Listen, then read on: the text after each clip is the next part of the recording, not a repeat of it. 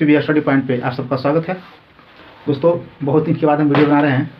इसका रीज़न था कि मेरा तबीयत खराब चल रहा था और आँख मुख्य से प्रभावित था। अभी भी आँख प्रभावित है, फिर भी बहुत आराम हुआ है। वजह आप जान सकते हैं कि ये जो इतना ज़्यादा ठंडा किया हुआ था, इसकी वजह से भी आँख मेरा काफ़ी ज़्यादा प्रभावित हो गया था। और अभी भी है, मगर इतना है कि हम पढ़ा सकते हैं और लिख सकते हैं, आपको समझा सकते हैं। तो हमने प्राचीन काल का जो सीरीज चला रहा था, उसमें बहुत सारे वीडियो हम डाल चुके हैं जो इम्पोर्टेंट है, जैसे सिंधु घाटी सभ्यता, पाषाण काल है, वैदिक काल है, आपको जैन धर्म है, बौद्ध धर्म है इत्यादि। जितना भी आप जिसे हर्यक वंश में आ गए, मगध के उत्कर्ष आ गए, उसके बाद मौर्य जो महत्वपूर्ण प्राचीन एक शासक थे, जो एक मौर्य काल में कहा जाता है कि प्राचीन काल का सबसे बड़ा जो साम्राज्य विस्तार हुआ था मौर्य काल में हुआ था। और सबसे एक राजा थे सबसे जो इम्पोर्टेंट मानिए अशोक को, जिन्होंने पशु पक्षियों के लिए भी आपको हॉस्पिटल खुलवाए थे, अस्पताल खुलवाए थे। उन्होंने भेरी खोज के धर्म खोज की नीति अपनाई थी। और जब ऐसा इसलिए अशोक ने किए थे कि जब अपने राज्य के 8वें वर्ष जब 261 ईसा पूर्व में कलिंग के युद्ध लड़े थे, तो वहाँ पे जब युद्धभूमि में गए थे उन्होंने घूमने तो देखे कि बहुत ही विकराल रूप धारण, बहुत ही विकराल दृश्य उनको देखने को मिला था। बहुत सारे नौजवान का सर कटा हुआ था, बहुत सारे बच्चे रो भी लग रहे थे अपने माता पिता की खोज में। तो इत्यादि यही सब चीज़ों को देख करके सम्राट अशोक को हृदय परिवर्तन हुआ और उन्होंने वहीं से भेरी घोष की जगह धर्म घोष की नीति अपनाई। और भेरी घोष मतलब तलवार के दम पे, धर्म घोष धर्म के आधार पे, तो बौद्ध धर्म को अपनाया। और उपगुप्त नामक भिक्षु से उन्होंने बौद्ध धर्म की शिक्षा ली और तत्पश्चात उन्होंने अपने व्यक्तिगत रूप से बौद्ध धर्म को माना। और राजकीय धर्म भी वैष्णव धर्म था। और उसी काल में जब चंद्रगुप्त मौर्य आए, अशोक आए, उसके बाद बहुत सारे चंद्रगुप्त मौर्य आए, बिंबिसार आए, बिंबिसार तो हर्यक वंश हो जाएंगे, बिंदुसार आए, उसके बाद अशोक आए, उसके बाद छोटे छोटे शासक आते गए। अनंतः जब क्या होता है कि जब मौर्य काल अंतिम चरण में पहुंचता है, कहने मतलब 150 ईसा पूर्व के आसपास, तो एक बृहद्रथ नामक के राजा थे जो उतना तो नहीं मजबूत थे। और कहा जाए तो जितना मजबूती चंद्रगुप्त मौर्य और अशोक ने दी साम्राज्य उतना मजबूत नहीं था। क्योंकि चंद्रगुप्त मौर्य तो आपको पहले बता चुकी है, अखंड भारत का निर्माण का श्रेय उन्हें जाता है, जो चाणक्य की सहायता से, या फिर बोलिए कि चाणक्य ने चंद्रगुप्त मौर्य की सहायता से अखंड भारत का निर्माण का जो सपना देखा था चाणक्य, उसको पूरा किया मौर्य काल को स्थापित करके, मौर्य वंश को स्थापित करके। तो लास्ट आपका थे जो बृहद्रथ थे, जो आपका मौर्य वंश के अंतिम शासक थे, उनकी हत्या करके उन्हीं के सेनापति जो ब्राह्मण सेनापति पुष्यमित शुंग ने शुंग वंश की स्थापना की। पुष्यमित शुंग ने शुंग वंश की स्थापना की। और ऐसा इसलिए पुष्यमित शुंग ने किए थे कि जो मौर्य काल में देखे थे कि किस तरह से बौद्ध धर्म बहुत ऊपर चल गया था, उसका लेवल बढ़ गया था, और जो वैष्णव धर्म था, हिंदू धर्म था, वो नीचे चला गया था। तो उसी को देखते हुए जब देखे कि साम्राज्य कमज़ोर हो गया, राजा कमज़ोर हो गया, तो पुष्यमित तो इन्हीं का बृहद्रथ के ही सेनापति थे और ब्राह्मण सेनापति थे। इनको भा नहीं रहा था कि बौद्ध धर्म इतना चरम सीमा पे है और जो हिंदू धर्म इतना मतलब नीचे चला गया है। तो यही सब को देखते हुए इन्होंने फैसला लिया और अनंतः इन्होंने 185 ईसा पूर्व में बृहद्रथ की हत्या करके शुंग वंश की स्थापना किया, जिसको ब्राह्मण समाज के उसी नाम से जानेंगे। ब्राह्मण समाज को मुख्य रूप से हम लोग तीन वंश के नाम से जानते हैं। तो पहला तो है आपको शुंग वंश, दूसरा आपको कर्ण वंश हो जाएगा, और तीसरा आपको सातवाहन वंश हो जाएगा। इसी को हम बारी बारी से इस वीडियो में देखेंगे। तो यहाँ से आपका एक क्वेश्चन बनाएगा कि प्राचीन काल में ब्राह्मण साम्राज्य के अंतर्गत कौन सा वंश आते थे। तो ये आपका 3 दे देगा, शुंग वंश, कर्ण वंश और सातवाहन वंश। एक और कोई और दे देगा। तो इस तरह से आप ध्यान रखिएगा, ऑब्जेक्टिव बेस में पूछता है क्वेश्चन। तो आइए शुरू करते हैं। मौर्योत्तर काल, इस मौर्य काल खत्म हुए उसके बाद मौर्योत्तर काल, इसको ब्राह्मण साम्राज्य से जानते हैं, क्योंकि ये तीनों जो एक यहाँ देख रहे हैं शुंग वंश, कर्ण वंश और यहाँ देख रहे हैं आप सातवाहन वंश, तीनों है जो ब्राह्मण द्वारा स्थापित किया गया था। इसके मुख्य संस्थापक तो ब्राह्मण ही थे। तो आइए देखते हैं शुंग वंश। शुंग वंश की स्थापना 185 BC में मौर्य वंश के अंतिम शासक बृहद्रथ की हत्या करके, अभी हमने आपको बताया कि बृहद्रथ की हत्या करके पुष्यमित्र शुंग ने शुंग वंश की स्थापना की। तथा इन्होंने जो आपको मौर्य काल में पढ़े होंगे कि मौर्य काल में पाटलिपुत्र राजधानी थी मुख्य रूप से, और इन्होंने राजधानी को परिवर्तित कर इन्होंने विदिशा स्थापित किया। इन्होंने राजधानी को परिवर्तित कर विदिशा स्थापित किया। तो आपको क्वेश्चन पूछेगा कि शुंग वंश की स्थापना जो पुष्यमित्र शुंग ने 185 BC में किया, 185 ईसा पूर्व में किया। तो उन्होंने अपना राजधानी कहाँ स्थापित किया था साम्राज्य का, तो विदिशा, राजधानी विदिशा। यही आपको पूछेगा ऑब्जेक्टिव बेस्ड क्वेश्चन में कि स्थापना कब हुई, तो 185 ईसा पूर्व में हुआ। इसकी हत्या करके की गई, तो मौर्य वंश के बृहद की हत्या करके की गई। पुष्यमित्र शुंग द्वारा किया गया, इसके राजधानी विदिशा स्थापित किया गया। यहाँ पे सबसे एक महत्वपूर्ण घटना घटा था जब ये साम्राज्य स्थापित किया 185 ईसा पूर्व में। तो उस टाइम कुछ विदेशी आक्रमण आए थे, जिसमें एक हिंद यूनानी थे। इसको तो हिंद यूनानी जो विदेशी आक्रमण उत्तर काल में हुआ उसको अगला वीडियो में देखेंगे। इसमें आप मोटा मोटी देख लीजिए कि हिंद यूनानी का आक्रमण हुआ था। हिंद यूनानी का, जिसे ग्रीक भी कहते हैं, बैक्ट्रियाई भी कहते हैं। तो हिंद यूनानी का आक्रमण हुआ, जिसका एक महत्वपूर्ण राजा मिनांडर था। इन्होंने ही हमला किया था शुंग वंश पे। तो इसको पराजित कर दिए पुष्यमित्र शुंग ने। पुष्यमित्र शुंग ने पराजित कर दिए। तत्पश्चात जब पराजित करने के बाद पुष्यमित्र शुंग ने ही अपने दरबारी पुरोहित, उनके दरबार में पुरोहित रहते पतंजलि द्वारा 2 अश्वमेध यज्ञ कराए इन्होंने। तो आपको क्वेश्चन पूछेगा कि किस उपलक्ष्य में पुष्यमित्र शुंग ने अश्वमेध यज्ञ करवाए थे। तो इन्होंने मिनांडर को पराजित किए थे, जो हिंद यूनानी शासक थे, यवन शासक थे। उन्हीं को पराजित करने के उपलक्ष्य में इन्होंने 2 अश्वमेध यज्ञ कराए थे। और किन द्वारा किया था? पतंजलि द्वारा करवाया गया था यज्ञ का, क्योंकि ये भी एक ब्राह्मण थे। इसमें एक और है आपका मालविका निमित्रम के लेखक कालिदास हैं, जो गुप्त काल के राइटर हैं। तो यहाँ पे कन्फ्यूज मत होइएगा, क्योंकि एक क्वेश्चन इसलिए पूछा था कि ये आपको जो पढ़ रहे हैं, जो हम लोग शुंग वंश से पढ़ रहे हैं, और अग्निमित्र शुंग वंश से संबंधित था। और इसके बाद आता है गुप्त वंश। तो गुप्त वंश में राइटर कालिदास है, वहाँ गुप्त वंश में लिखा गया, इसलिए इसको कुछ क्वेश्चन फंसाता है कि मालविका निमित्रम के लेखक कौन है। तो बहुत लोग नहीं जानते हैं, और जानते हैं तो कंफ्यूज आते हैं कि भाई ये तो अग्निमित्र है, जो आपका शुंग वंश के शासक है, और ये गुप्त काल में कैसे लिखा गया। तो याद रखिएगा, एक एक्सेप्शनल है, जो मालविका नाम एक राजकुमारी थी, और अग्निमित्र जो शुंग वंश के ही राजकुमार थे, राजा थे। उन्हीं के दोनों की प्रेम विवाह की इसमें चर्चा मिलती है। तो कालिदास ने प्रेम विवाह की चर्चा की है मालविका अग्निमित्रम में। आगे देखते हैं। इसी काल में इस काल में संस्कृत भाषा एवं ब्राह्मण व्यवस्था का पुनरुत्थान हुआ। जो आप देख रहे थे कि मौर्य काल में किस तरह से बौद्ध धर्म बहुत एक अपने चरम सीमा पहुंच गया था और बहुत प्रचलित हो गया था, लोकप्रिय हो गया था। तो तत्पश्चात जब 185 ईसा पूर्व में बृहद की हत्या करके उसने स्थापना की है, तो जब शुंग वंश की स्थापना हुआ, तो इसी वंश के काल में संस्कृत भाषा एवं ब्राह्मण व्यवस्था का पुनरुत्थान हुआ। और इसी काल में मनु द्वारा मनुस्मृति लिखी गई। तो आज जो हम लोग आप लोग देखते हैं कि मनुस्मृति के तहत जो 4 मध्य ब्राह्मण, क्षत्रिय, वैश्य, शूद्र, उसको यहीं से उत्पत्ति होती है। आप लोग देख लीजिए, बहुत से कहते हैं कि भगवान लिखे हैं, भगवान नहीं लिखे हैं। भगवान ने नहीं जाति बनाया है, जाति एक आम आदमी बनाया था, और जो समाज में विधि व्यवस्था था उसके आधार पर। तो आप इसको याद रखिएगा, मनुस्मृति की स्थापना पुस्तक की सबसे प्राचीन स्मृति कौन सी? तो मनुस्मृति है, और एक सामाजिक व्यवस्था पर आधारित एक बुक है। इसमें 4 वर्णों की उत्पत्ति बताई गई है, किस तरह से ब्रह्मा जी के से होता है। तो ये आप याद करिए, मनु एक पुष्यमित्र शुंग के शासनकाल में एक लेखक था और ब्राह्मण था, इसीलिए अपनी श्रेष्ठता को बढ़ाने के लिए, अपने वर्चस्वशाली समाज को स्थापित करने के लिए मनुस्मृति की स्थापना की है। तो मनुस्मृति की स्थापना मनु ने किया था। आगे भी कुछ परिवर्तन देखने को मिलेगा। आगे क्या हुआ कि पुष्यमित्र शुंग के समय में पहले क्या होता था कि स्तूप होता था, उसके जब बना होता था, जैसे सांची स्तूप है, विदिशा स्तूप है, बहुत सारे स्तूप बनाए थे, अशोक द्वारा बनाया गया था। तो जो स्तूप होता था, उसका जो रेलिंग होता था, जो घेरा होता था, लकड़ी का बना होता था। और इसके काल में पुष्यमित्र शुंग के शासनकाल में परिवर्तन ये किया गया कि आपको ये जो सांची का स्तूप मध्य प्रदेश में है, तो उसको तो दुगना किया ही गया, आकार को दोगुना कर दिया गया। और क्या था कि पत्थर के जो रेलिंग बने थे, जो पत्थर के मान लिया कि इस तरह से घेरा बनता था, तो एक पत्थर के न सॉरी लकड़ी का ये घेरा बनता था। इससे पहले पुष्यमित्र शुंग के पहले, और लकड़ी के अब न बना करके अब पत्थर के बनने लगा, पत्थर के स्टोन के पाषाण के बनने लगा। तो यही कहता है कि पुष्यमित्र शुंग के समय में ही सांची के स्तूप के आकार दोगुना कर दिया गया। सांची स्तूप मध्य प्रदेश में अशोक द्वारा बनवाया गया था। एवं लकड़ी का रेलिंग था, उसको हटा करके पत्थर का रेलिंग बना दिया गया। रेलिंग था जो लकड़ी का बनता था, फिर पत्थर को बना दिया गया। अंतिम शासक की बात करें तो अंतिम शासक देवहूति की हत्या करके, जो कि शुंग वंश का अंतिम शासक देवहूति था, इसकी हत्या करके इसके सेनापति द्वारा, जैसे आप लोग इसको देखे फर्स्ट में कि जो शुंग वंश की स्थापना हुई, तो एक पुष्यमित्र शुंग ने ब्राह्मण सेनापति जो अपने ही राजा बृहद की हत्या करके, जो मौर्य वंश के अंतिम शासक उनकी हत्या करके इन्होंने शुंग वंश की स्थापना की। ठीक उसी प्रकार इसका भी अंतिम शासक, इसका शुंग वंश का अंतिम शासक देवहूति की हत्या उसके सेनापति द्वारा ही कर दिया गया, जिनको वासुदेव नाम था। वासुदेव ने हत्या कर दी 73 BC में। तो शुंग वंश के अंतिम शासक देवहूति की हत्या करके 73 ईसा पूर्व में वासुदेव ने कर्ण वंश की नींव रखी। ये भी एक ब्राह्मण ही थे, वासुदेव ही ब्राह्मण थे, और वासुदेव ने कर्ण वंश की नींव डाली। तो आइए मोटा मोटी लास्ट में दोहरा लेंगे, इसे सब पूरा देख लेते दोहरा लेने के बाद।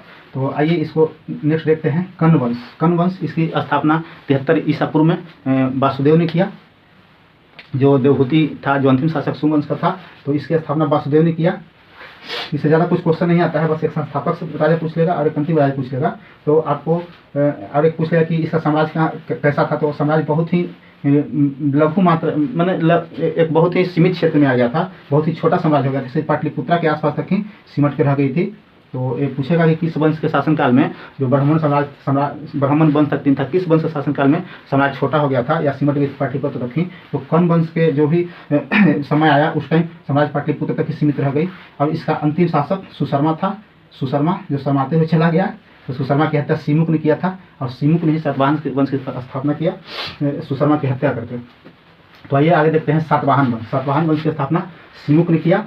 जो कर्ण वंश के अंतिम शासक थे सुशर्मा, उनकी हत्या सीमुक ने किया, और सीमुक ने ही सातवाहन वंश की स्थापना की। तो सीमुक और सातवाहन एक जैसा लगता है, याद रखिएगा। सीधे पूछा कि सातवाहन वंश की स्थापना किसने? सीमुक। तो आइए सातवाहन वंश देखते हैं। ये आपको मुख्य रूप से सातवाहन वंश की स्थापना महाराष्ट्र और आंध्र प्रदेश के क्षेत्रों में हुई थी। महाराष्ट्र और आंध्र प्रदेश के क्षेत्रों में हुई थी। महाराष्ट्र और आंध्र प्रदेश के क्षेत्रों में हुई थी। और नदी की बात करें तो आपको एक कृष्णा नदी हो जाएगा जो आंध्र प्रदेश में होगा, और इधर गोदावरी हो जाएगा। यही दोनों बीच की जो क्षेत्र थी, कृष्णा और गोदावरी के बीच का क्षेत्र था, वही आपको सातवाहन वंश का साम्राज्य था। और इधर मुख्य रूप से दक्षिण भारत में आपको स्थापित हुई थी। दक्षिण भारत में स्थापित वंश था सातवाहन वंश। इसकी स्थापना सीमुक ने की थी। राजधानी को इन्होंने गोदावरी नदी के तट पर प्रतिष्ठान महाराष्ट्र में स्थापित किया, जो औरंगाबाद में स्थित है। राजधानी को गोदावरी नदी के तट पर। यह पूछ सकता है कि सातवाहन वंश की जो राजधानी थी किस नदी के तट पर स्थापित हुई थी। अगर क्वेश्चन कॉम्प्लिकेटेड बनाना होगा, टफ बनाना होगा, तो पूछ देगा आपको कि सातवाहन वंश जो स्थापना किया था अपने साम्राज्य का, तो किस नदी के तट पर अपने राजधानी को स्थापित किया था। तो गोदावरी नदी के तट पर स्थापित किया था। और अगर पूछ ले किन किन राज्यों में फैला हुआ था, तो मुख्य रूप से आपको महाराष्ट्र और आंध्र प्रदेश में फैला हुआ था, जो कृष्णा और गोदावरी नदियों के बीच का ही साम्राज्य था, जो सातवाहनों का था। प्रतिष्ठान इसकी राजधानी बनाया गया। प्रतिष्ठान वर्तमान औरंगाबाद महाराष्ट्र स्थापित किया गया। इसका एक शासक थे सातकर्णी प्रथम। इससे ज़्यादा क्वेश्चन नहीं पूछा जाएगा, एक दो जो शासक उनके बारे में पूछा जाएगा, और बाकी इसका रचना भी है इसमें। और जो शासन व्यवस्था इसका है, जैसे कि ब्राह्मणों को भूमि अनुदान दिया गया सर्वप्रथम, किस तरह के मतलब यहाँ किस तरह की लिपि का निर्माण हुआ, या किस तरह के शीशे चलाए गए, किस तरह के समाज थी, इस सबसे पूछा जाता है क्वेश्चन। तो फिर भी आइए देख लेते हैं जो सम्राट शासक का नाम, जो सातकर्णी प्रथम। सातकर्णी पर एक महान शासक था जो 2 अश्वमेध एक कराया था। यहाँ पे हम लोग 2 ब्राह्मण साम्राज्य देखे। पहला देखे शुंग वंश, जहाँ पे पुष्यमित्र शुंग ने करवाया था अश्वमेध। यहाँ पे जब हम सातवाहन वंश में आएंगे तो सातवाहन वंश में सातकर्णी प्रथम था जिन्होंने 2 अश्वमेध कराया एवं एक राजसूय कराया। तो आपको क्वेश्चन पूछ सकता है किस सातवाहन वंश ने, किस सातवाहन शासक ने 2 अश्वमेध कराया या 1 राजसूय कराया था, या अश्वमेध या राजसूय कोई पूछ सकता है। बिहार दरोगा में सब पूछता है अंदर से क्वेश्चन, तो ये सब ध्यान दीजिएगा। तो जो 2 अश्वमेध कराए एवं 1 राजसूय कराए, इन्होंने किसने? सातकर्णी प्रथम ने चांदी पर अश्व की आकृति बनवाई, घोड़े की आकृति बनवाई। तो ये भी पूछेगा कि सातकर्णी प्रथम या चांदी पर अश्व की आकृति किसने, घोड़े की आकृति किसने बनवाई थी चांदी के सिक्के पे। तो सातकर्णी प्रथम हो जाएगा। नेक्स्ट कहते हैं सातकर्णी प्रथम दक्षिणा पथ का स्वामी का पदवी धारण किया था। दक्षिणा पथ के स्वामी सातकर्णी प्रथम को कहा जाता है, जो सातवाहन राजा थे, सातवाहन में संबंधित थे। इन्होंने दक्षिणा पथ स्वामी का नामक उपाधि धारण किया। एक 17वां राजा थे, इनको नाम हाल था। 17वां शासक हाल थे। इन्होंने गाथा सप्तशती की रचना की एवं इन्होंने गाथा सप्तशती की रचना की। तो आपको एग्जाम में पूछता है कि गाथा सप्तशती की रचना किसने की, तो हाल ने 17वां राजा थे आपका सातवाहन वंश का 17वां राजा थे, जिन्होंने गाथा सप्तशती की रचना की। एवं इन्हीं के एक दरबारी थे गुणाढ़ ने बृहद कथा कोश की स्थापना की। गुणाढ़ ने बृहद कोश की रचना की। नेक्स्ट है गौतमीपुत्र सातकर्णी।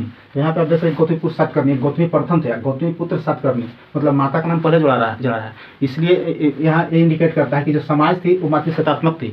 मगर अगर राजा बनने की बारी आती थी तो राजा बनने में पितृसत्तात्मक दिखाया जाता था। लड़का को ही राजा बनाता था, कोई माता का या कोई बच्ची का घर का नहीं राजा बना जाता था। तो यहाँ पे मातृसत्तात्मक समाज थी। बट अगर राजा बनने की बात की जाए तो वो पितृसत्तात्मक था। गौतमीपुर सातकर्णी ने शकों से मालवा एवं काठियावाड़ को जीता या छीना। शकों से आपको जो ग्रीक शासक थे एवं हिंद एवं शासक थे, उसके बाद आपको शक आए थे, उसके बाद पहला बात थी। नेक्स्ट वीडियो हम देख लेंगे जब देखेंगे कि मौर्योत्तरकालीन विदेशी आक्रमण, तो उसी में एक सेकंड आक्रमणकारी शक थे, उससे गौतमीपुर सातकर्णी ने मालवा एवं काठियावाड़ को छीना एवं सातवाहन वंश का पुनरुद्धार किया। मैंने दोबारा शक्तिशाली बनाया क्योंकि देख रहे हैं कि आप शक शासक मालवा एवं शक शासक इन्होंने मालवा और काठियावाड़ को छीना था। सातवाहन में सर्वप्रथम एक आप परंपरा देख रहे हैं कि आज भी जब शादी ब्याह कहीं होता है, पूजा पाठ कहीं होता है, तो जो ब्राह्मण बुलाते हैं हम लोग, जो पूजा करने वाले को बुलाते हैं, पंडित को बुलाते हैं, तो उसको दान दक्षिणा के रूप में कुछ देना पड़ता है।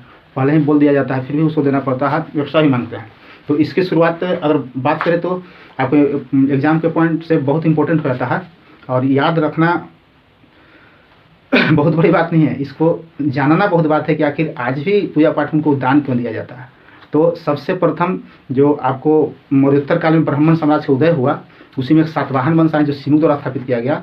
यहीं पे क्या होता था कि जब पूजा पाठ किया जाता था, यज्ञ कराया जाता था, बहुत सारे धार्मिक कार्य किया जाता था, तो जो ब्राह्मण होते थे, ब्राह्मण और जो बौद्ध भिक्षु होते थे, उन लोगों को नगदी न दे करके, मैंने कैश नहीं दिया जाता था, उसके बदले कोई गांव का कोई जमीन का उनको राजस्व वसूलने के लिए कहा जाता था कि हाँ मेरे यहाँ पूजा कराए हैं तो आप फलाने गांव के फलाने जगह के आप राजस्व वसूल सकते हैं।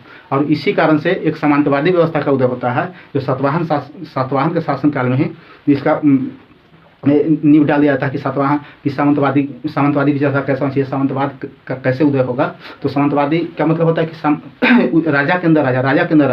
तो कहा जाता है कि उन्होंने कहीं यज्ञ कराएं तो एक गांव दिए उनको, फिर कराएं तो फिर एक गांव दे दिया। अब इसके अंदर जो है जो वसूल रहा था, अब इसके अंदर है वसूल, इसके शासन चलेगा, फिर इसके अंदर भी इसके प्रशासन चलेगा। तो इसका सामंतवादी विचारधारा यहाँ पनपा। तो हम पढ़ा रहे थे आपको कि सबसे प्रथम ब्राह्मणों को भूमि अनुदान या फ्री में किसने दिया, तो सबसे पहले शुरू किया करने वाले पर सातवाहन नहीं थे, सातवाहन ही थे जिन्होंने ब्राह्मणों को भूमि दान देने का प्रथा चलाई थी। तो ये देख लेते हैं, सातवाहनों में सर्वप्रथम ब्राह्मण को एवं भिक्षुकों को, जो बौद्ध भिक्षु होते थे ब्राह्मण, दोनों को धार्मिक कार्य कराने के लिए, यज्ञ और जो भी होता था यज्ञ कराने के लिए जब कराते थे तो उनको भूमि दान देने की प्रथा इन्होंने शुरू की। नगदा करके इन्होंने भूमि जो गांव की जागीर होती थी, राजस्व वसूलने के लिए इनको दिया जाता था। तो आप सीधा समझते हैं कि सातवाहनों में सर्वप्रथम ब्राह्मण एवं भिक्षुकों को भूमि दान करने की प्रथा की शुरुआत की थी, जो आज भी प्रचलन में देख रहे हैं कि कुछ नगदी के रूप में दिया जाता है लोगों को। इसकी जानकारी हमें नानाघाट अभिलेख से मिलता है। अगर पूछते कहीं कि किस अभिलेख से प्राप्त होता है कि सर्वप्रथम सातवाहनों ने ब्राह्मणों की भूमि दान देने की परंपरा शुरू की थी, तो यह नानाघाट अभिलेख से इसकी जानकारी मिलती है। जिसके कारण सामंत व्यवस्था का जन्म हुआ, जिसके कारण सामंती व्यवस्था का जन्म हुआ। राजा के अंदर राजा, उसी को सामंतवादी कहते हैं। तो सामंतवादी व्यवस्था का जन्म हुआ। सातवाहनों की राजकीय धर्म वैष्णव थी।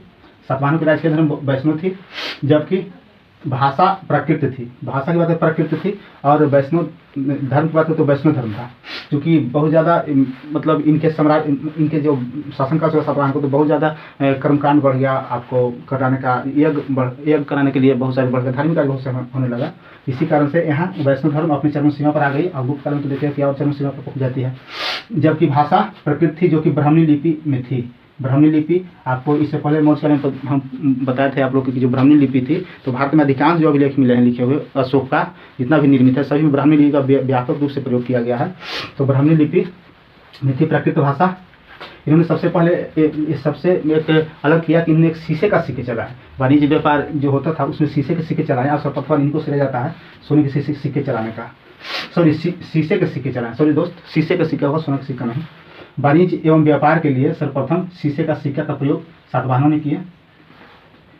साथ ही चांदी, तांबे, जिसको चांदी और तांबे का सार्पण सिक्का बनता था, एवं प्रोटीन का भी सिक्का इन्होंने चलाया।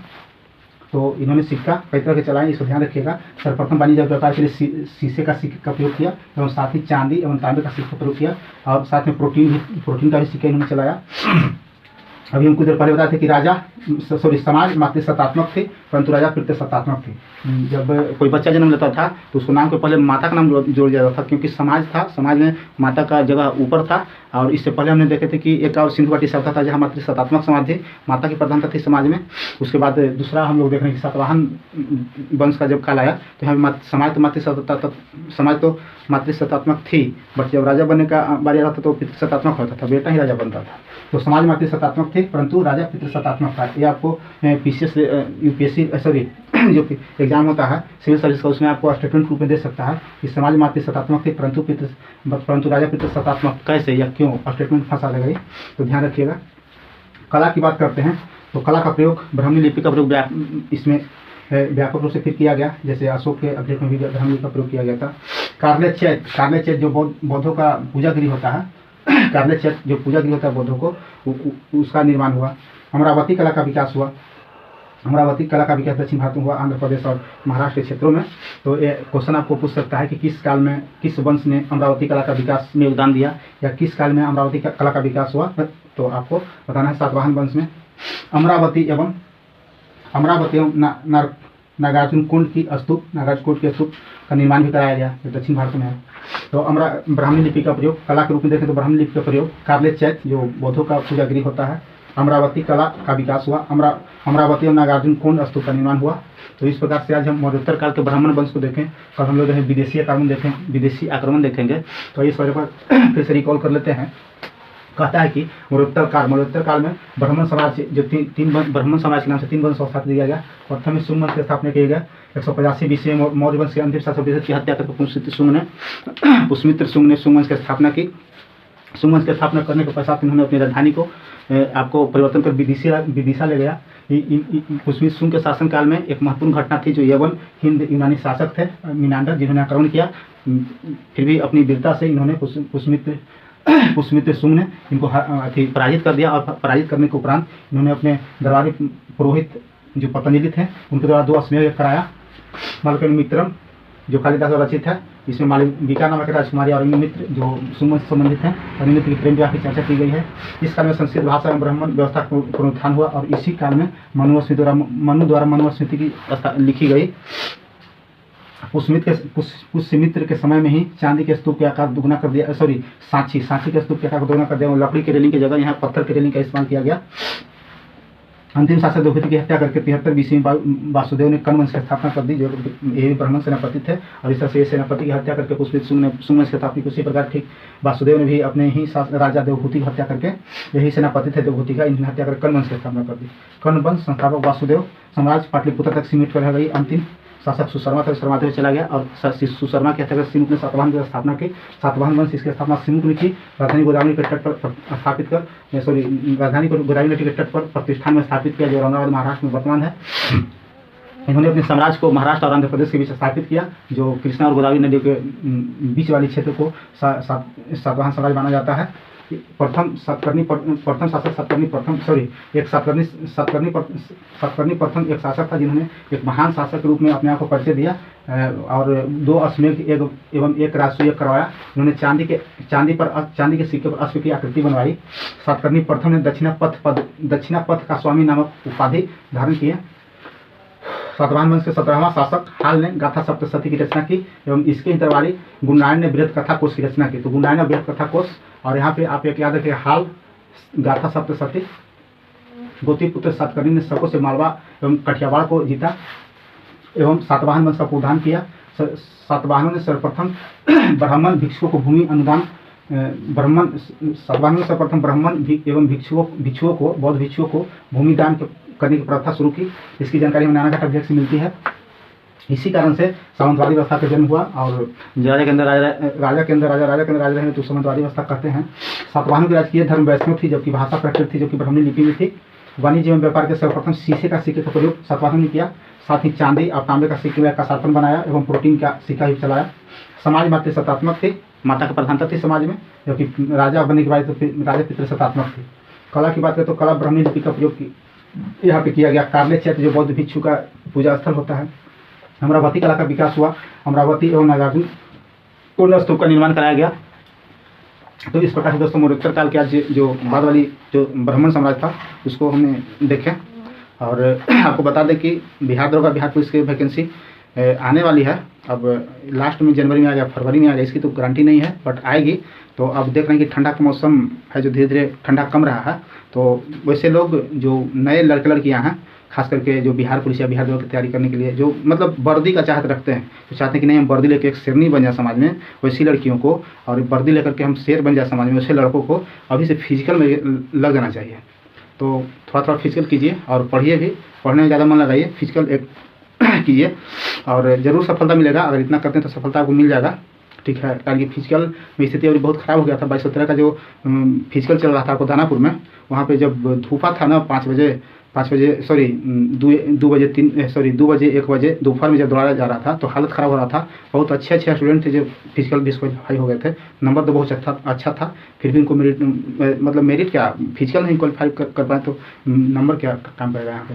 तो आप लोग को सजेशन में ही देंगे कि जो भी बिहार पुलिस बिहार दरोगा तैयारी कर रहे हैं उनको अभी से फिजिकल में लग जाना चाहिए, ताकि एक बार में क्रैक करना है तो सारा चीज़ करना पड़ेगा आपको, थोड़ा सा अपने आप को झोंकना पड़ेगा उसके प्रति कि नहीं हमको बनना है तो बनना है। तो ठीक है, इसे एक से 2 बार देखिएगा और अच्छा लगे तो दोस्तों वीडियो को लाइक शेयर और सब्सक्राइब जरूर कीजिएगा। धन्यवाद।